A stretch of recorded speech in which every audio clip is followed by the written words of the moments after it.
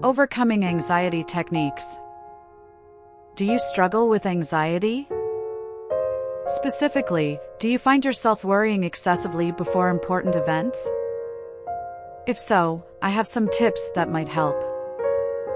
When negative thoughts flood your mind and you start to think this is the end of the world, try using a simple technique called the table of negatives and positives.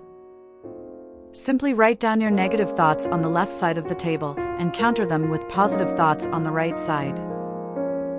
For instance, you might imagine a worst-case scenario like, if I'm ever in a violent situation, my family will abandon me and I'll die alone.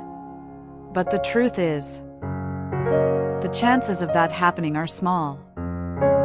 You don't need to always strive for a big win. Sometimes, it's okay to compromise and settle for something less than ideal. Another common source of anxiety is comparing ourselves to others. We might see our peers seemingly living it up without a care in the world, and wonder why we're the only ones struggling. But whenever I hear someone say this, I remind them that adversity and hardship can be sources of strength. Don't forget that you are a part of history, not just grand, world-changing events, but the small, everyday moments that make up the fabric of our lives.